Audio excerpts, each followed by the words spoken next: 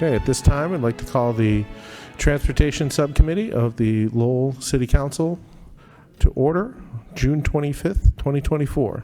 The clerk, please call the roll. Councilor Dakota, Councilor Janess, Here. Councilor Noon, Yep. 2 present. Okay. Thank you, Madam Clerk. Today in the chamber with us, we have George Anastas, who's the Lowell Regional Transit Authority General Manager, and David Bradley, who's the Lowell Regional Transit Authority Administrator. And they're here to give us a little bit of an update as to what they're up to this year with the increased funding that's been made available through the Fair Share Amendment by the state. And just current status and where we're going. So at this point, I'll turn it over to Mr. Bradley. I appreciate the invite very much to have the LRTA here tonight. You are right, the LRTA has received additional state funding, upwards of $4 million from the prior year.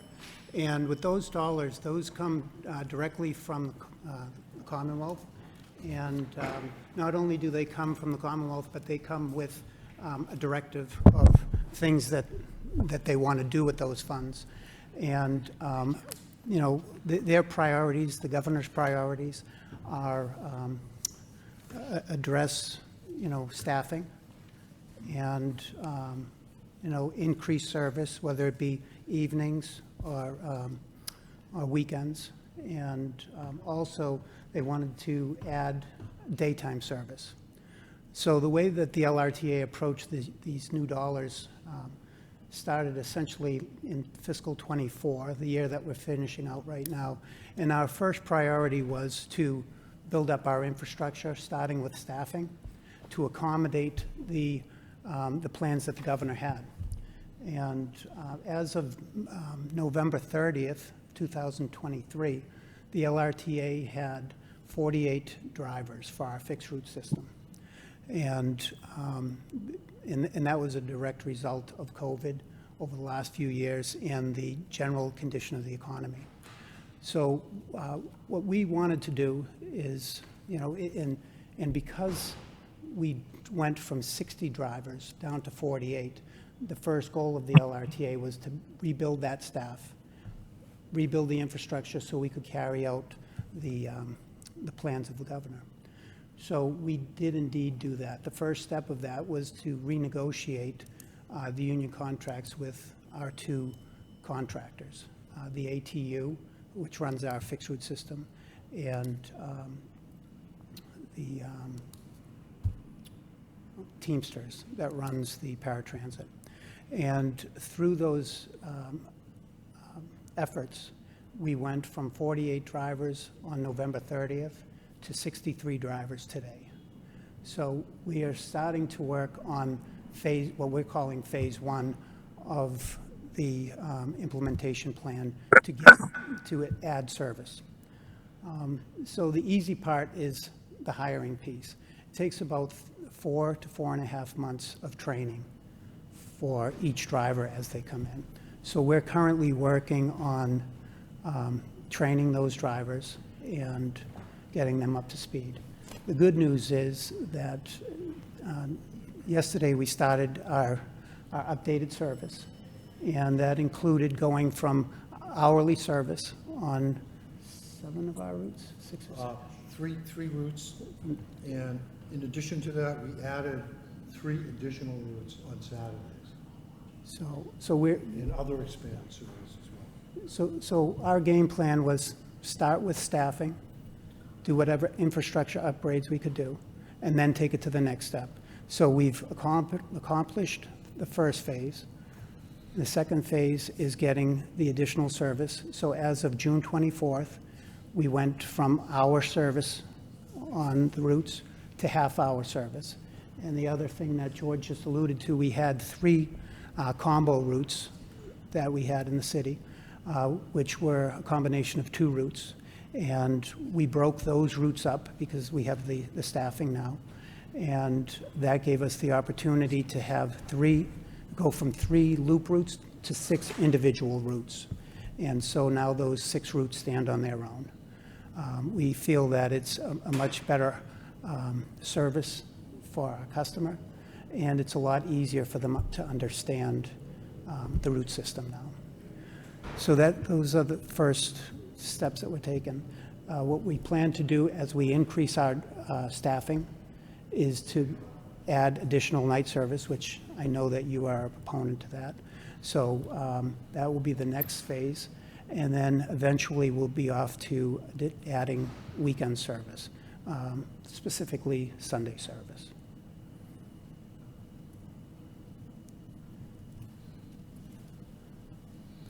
Thank you. Sorry, just catching up with my notes here.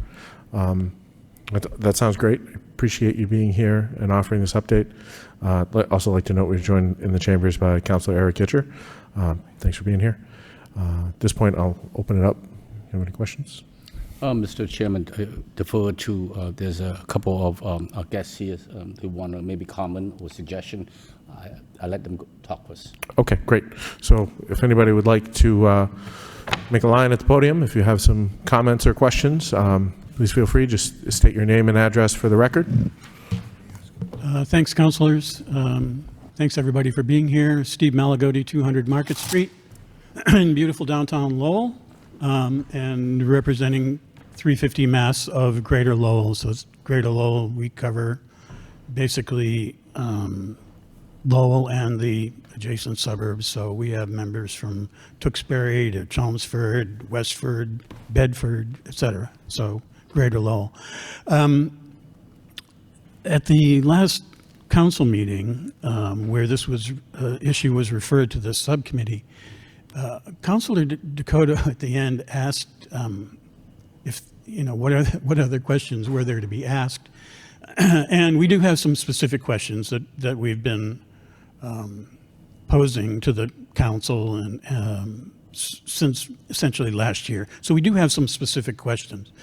But I kind of thought it was important before we get there, to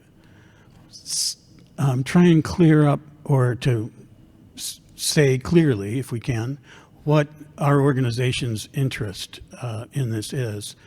350 Mass is a statewide organization devoted to combating climate change. And so we work on energy policy and transportation policy and so forth. As such, we recognize the essential nature, the essential role that public transit has to play in the decarbonization of our economy in order to combat climate change. Some of you may know that transportation is the #1 contributor to greenhouse gases, followed closely by buildings. So transportation issues are really, really critical. Of that transportation sector contribution to greenhouse gases, heavy vehicles, such as transit buses, school buses, and of course, heavy freight, so semi-trucks, contribute a full, come in, Mr. Manager, contribute a full 20% of the greenhouse gases in the transportation sector to climate change. So that's why we're interested. Our sole interest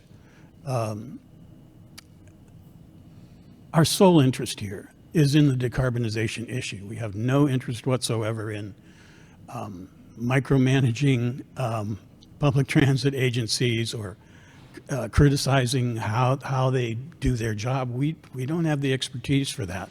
We do have a lot of expertise in the whole decarbonization issue. So we do have some questions that we've been trying to get answered. So I mean, there are only a couple. In fact, in the last couple of weeks, the LRTA has addressed a couple of them, namely service improvements.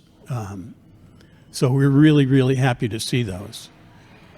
So you mentioned, Director Bradley, the funding increases from the state last year for the 23-24 budget. That 23-24 budget included a $54 million increase in funding statewide to the RTAs, up from $96 million, where it had been stuck for about a decade or longer. So that extra $54 million, for which some of us, including myself, lobbied very hard to get. So we were really, really happy that funding was increased. So of the $54 million, the distribution of those funds is kind of cloudy. We don't know how much each RTA got. So we were kind of curious as to how much of that increase of the $54 million came to the LRTA. So that was one of our questions. The other main question that we had was, and I know that the agenda item is about the increase in state funding, but in that same fiscal year, the LRTA specifically was, according to press reports, received around $7 million in federal funding, specifically for electrification and related activities. So we're kind of like curious as to how that $7 million was used. But you know, more important than those specific numbers,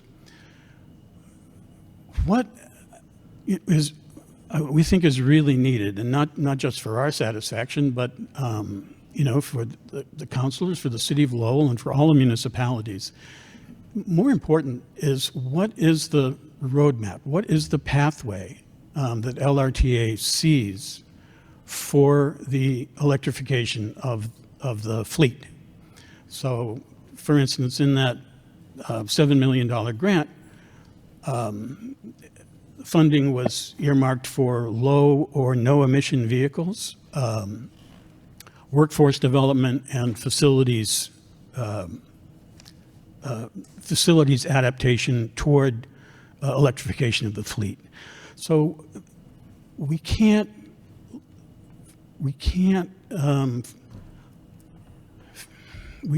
figure out what the future of Lowell is going to be if we don't know how we're going to address this issue. For instance, the Link project, that's a huge project. Public transit needs to be, integrated into that development. So how is that going to happen? So basically, what we're trying to figure out, or see if we can, from the LRTA, is what are the plans? What's the vision for, say, the next 5 years? The next 5 years, it's going to be 2030, and by 2030, we're going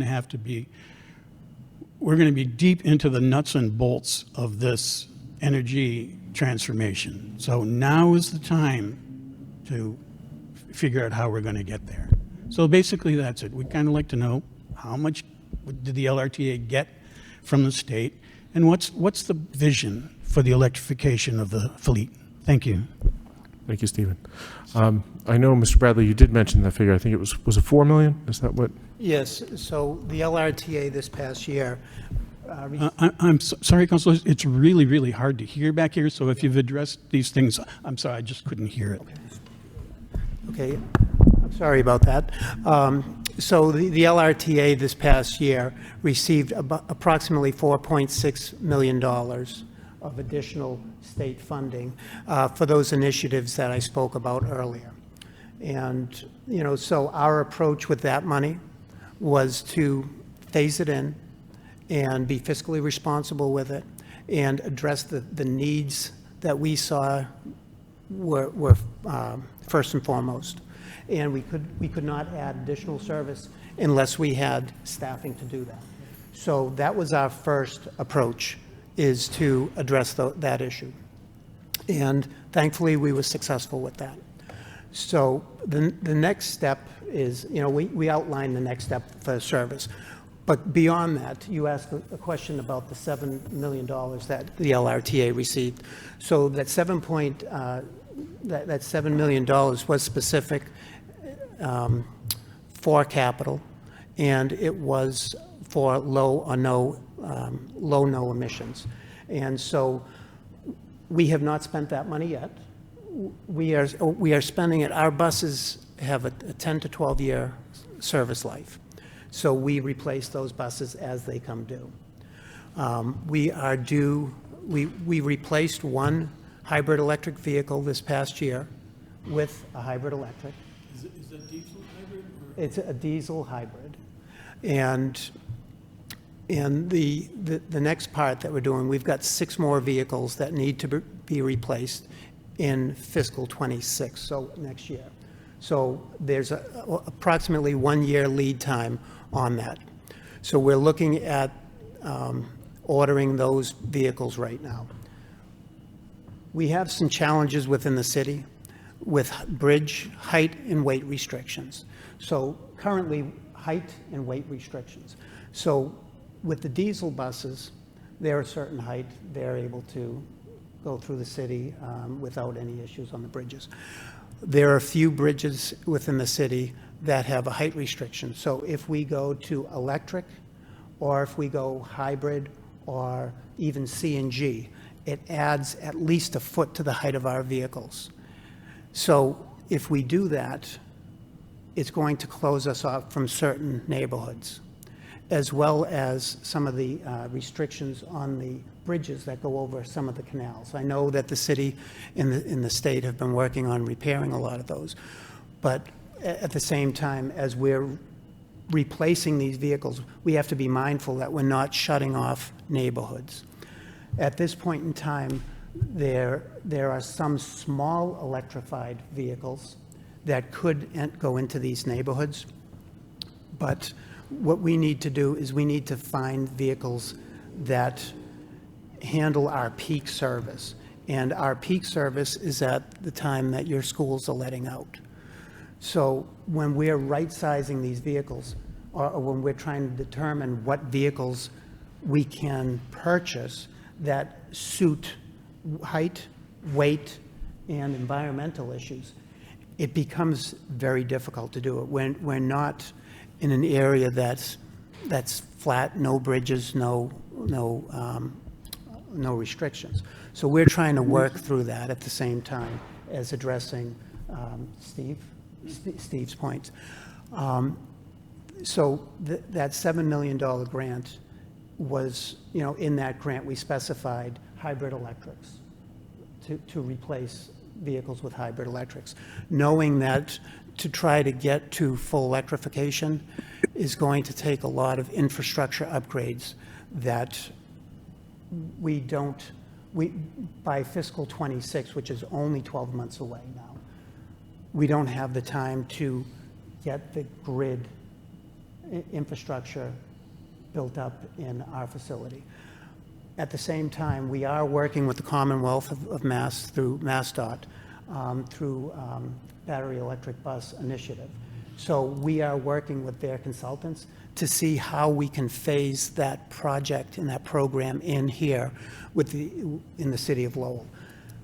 The initial review that they did does not allow us to go 100% electric at this point in time. Because of the infrastructure. Because of the infrastructure issues. At the same time, sometimes you'll see buses that are driving around the city and you'll say, wow, there's not a lot of people in there. But there are a lot of kids on the buses at peak time. So we do have to maintain that, 30 to 35 foot bus size. And right now, the hybrid electrics and CNGs and the electric buses come through in 35-foot range. They don't come any smaller in length or height. So we're going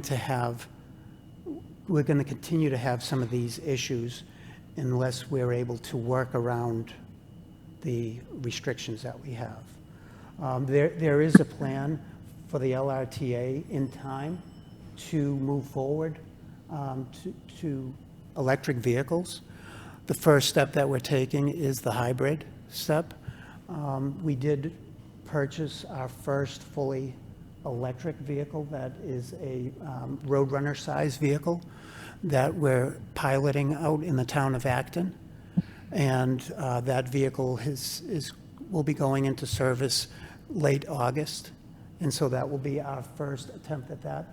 I want to see how that works out on those smaller vehicles. We're trying to take the proper approach. I know a lot of people want to rush into this, but there's a lot of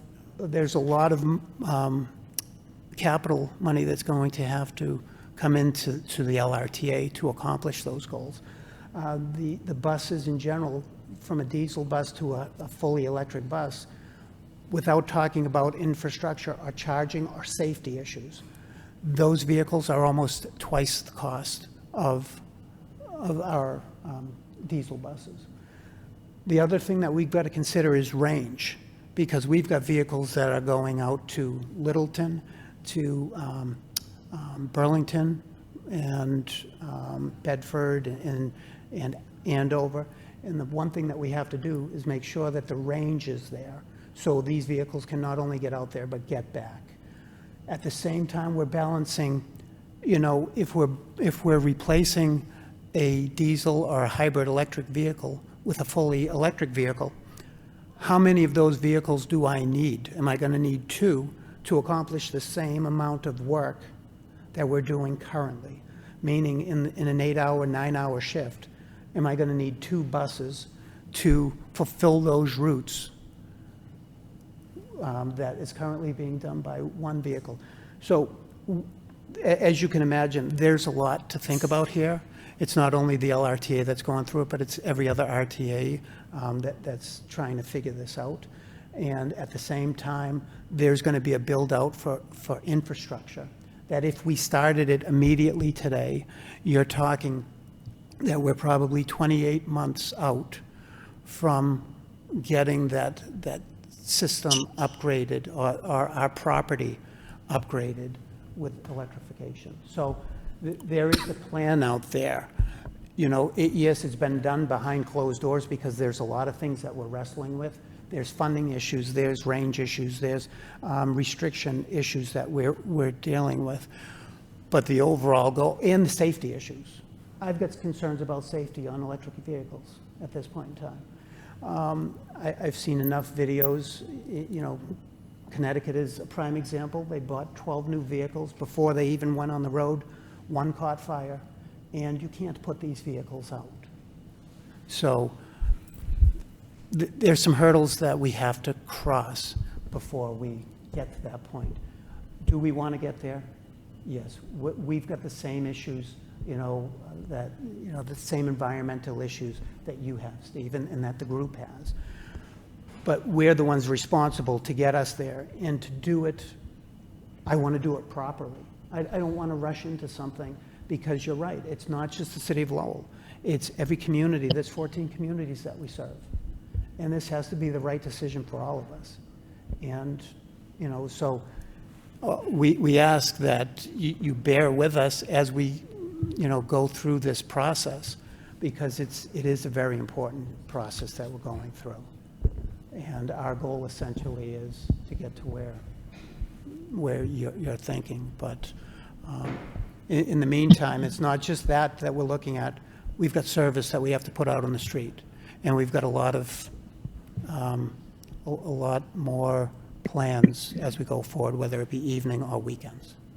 Great, thank you. A lot of detail there. I really appreciate that. I think the biggest thing of having this meeting was to have these conversations, and so this is really good, and I'm really thankful that you guys are here to engage with us and so we can all understand what's happening. I'd also like to mention we are joined on Zoom by Councilor Dakota and joined in the chambers by Councilor Rita Mercier. I know my colleague Councilor Noon has some questions, so I will. Thank you, Councilor Chanez.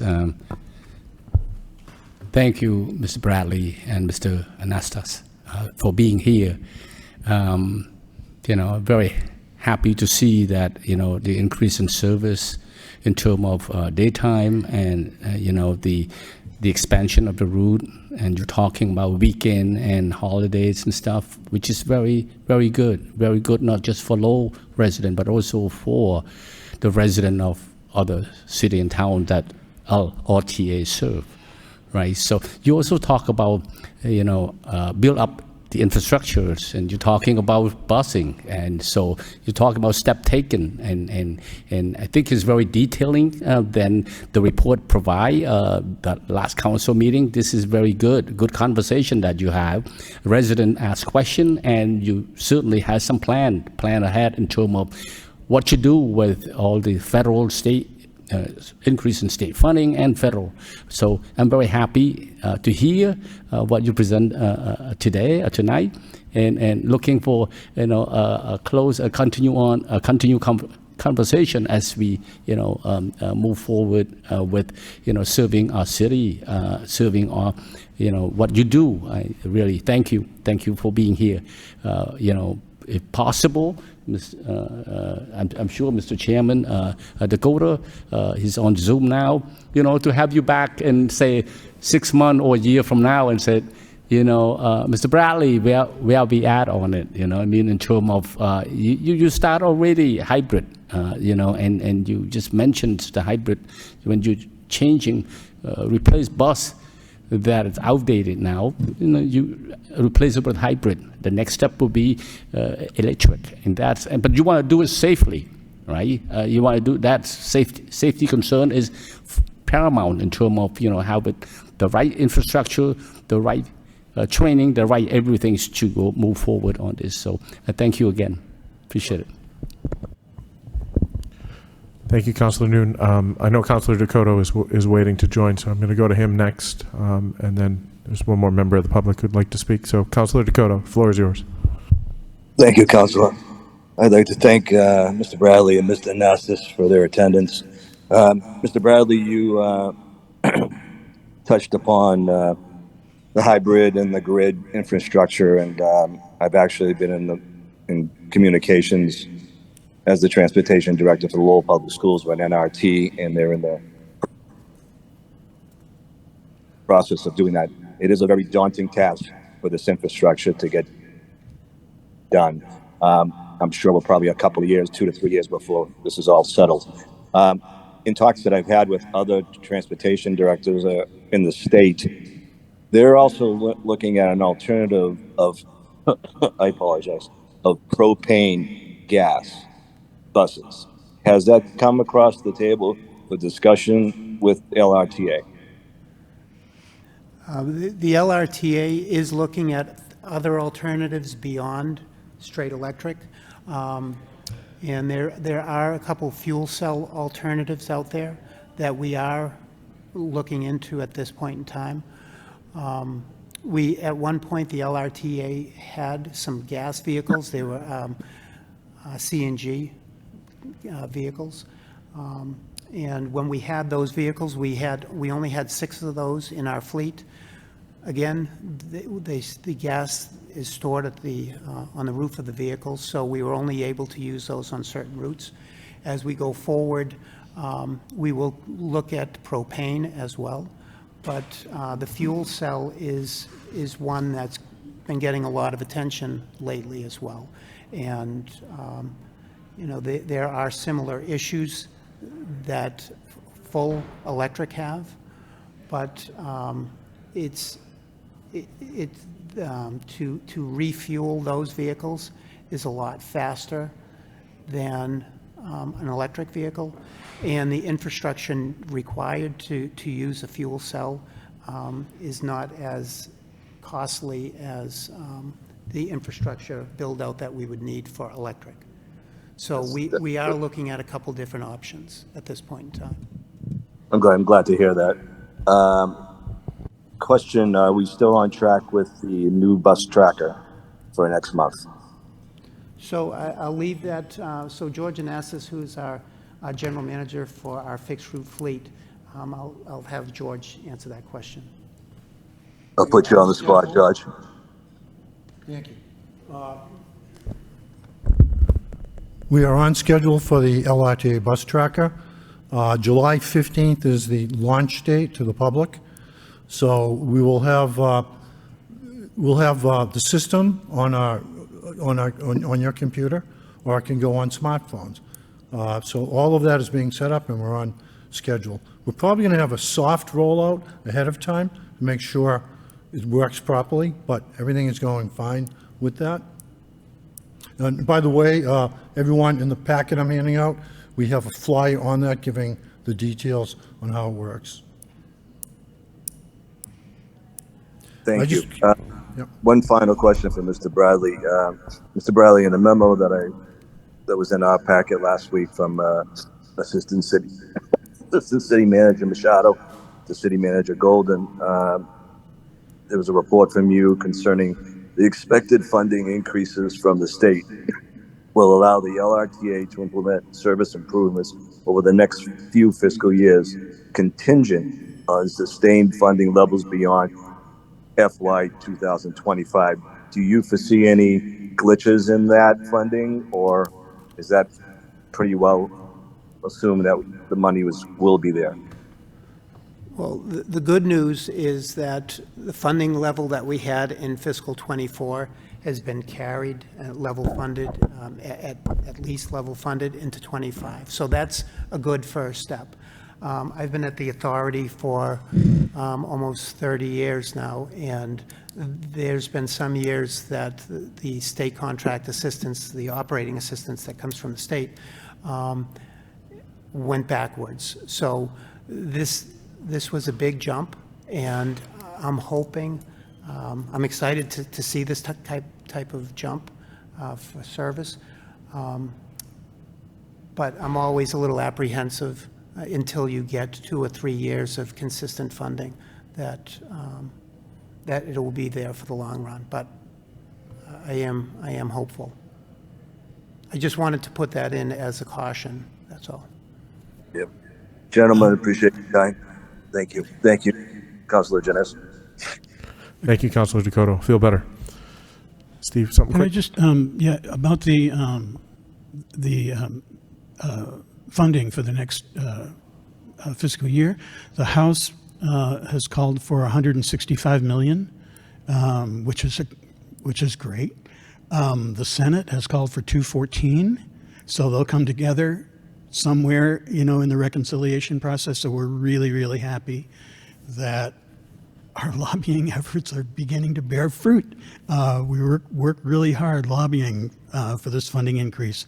Quite frankly, when I first found out that the statewide budget for public for RTA, regional RTAs, was 94 million, I went, how do you possibly do that?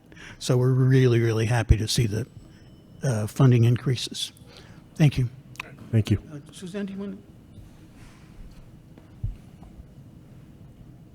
My name is Suzanne Curtin. I live at 24 Merrimack Street. I am a major fan of the LRTA. I have only had one car in my life, and I'm very dependent on public transportation. I moved here from Juneau, Alaska, a year and a half ago, and the bus system was very, very important to me, and it's been phenomenal. I also want to give a big shout out to your drivers, and I hope in the training, they train the new drivers to be as personable and friendly. They have such a tough job, and they are terrific, greeting people as they get on and off, and I'm just dazzled. So, that's for George. Yes, so thank you for that. I would love to see, because I'm new, I'm a member of 350. I have no idea about the politics of city government, but how you establish a channel of communication between the city council and the LRTA. I don't know who works that out, but if somebody could, that would be wonderful. And I don't know. Well, the administrative office works very closely with the manager and the assistant managers. Okay. So there is a very close relationship that the LRTA has with the city that I think it works out very well for the both of us. Okay. If there are any issues, the assistant city manager, Machado, is on the phone immediately to either George or myself to address whatever issues there are. And I do often speak with the city manager on capital issues and operating issues. So, Okay, so that's in place and that's going well. We've got a very good relationship. And so the money, I know we wanted transparency. I say we, that's 350.org. So the transparency about the money, how is that, where will that be reflected? Yeah, just the manager, but to the community. In our operating budget, it's posted on our website. Our audits are posted on our website. We had a question about that 7 million that we Sure. asked last year, and you're here now because we asked that question then. It's taken this long to get this answer. That's kind of a long time. Yeah. And the community of Lowell is part of this decision, as you yourself said, about electrification and how it happens. So don't you think it's better to kind of be more forthcoming about what's going on and your plan? Sure. We're working on our plan. We don't have an established plan at this point. I know, but that you need input to help that. You need Right. input from the community. Yeah. No, and I appreciate it. And going forward, I'm glad that I'm meeting a few of the players here today, because going forward, you may be in our group of people that we talk to about this. Whether it be through us or through the Commonwealth, because the Commonwealth, MassDOT, has some consultants that's working on this. And it's a very good point, well taken. And I'm glad that there is this support that is out there in the community. So, and I think it would be nice, so you see the things that we're dealing with in trying to right-size the fleet. Instead of just thinking, hey, it should be easy, it'll be good to get some feedback and to bounce things off of not only you, but there are many others that I'm sure would want to have some input as well. Well, if there's I anything, appreciate the comment. thank you for being here. If there's anything that we as a transportation subcommittee can do to help foster those conversations, whether it's more meetings like this or something out in the community, please feel free to reach out. I would love to, be involved in those discussions, whether it's meeting with community groups or discussions like this. Neighborhood groups. I think there's a lot of folks who'd like to be at the table and have those discussions. I'm also the city's representative to NEMCOG and the MPO now, and I think where that involves many of the same communities that LRTA reaches out to, there's probably an opportunity there as well for more collaboration and discussions. But I do appreciate you being here tonight. I think we had a lot of good info tonight, and this is a really good conversation. And if you're open to it, I would like to invite you back once we have a final budget from the state, and we can talk about what next year looks like and maybe things beyond that.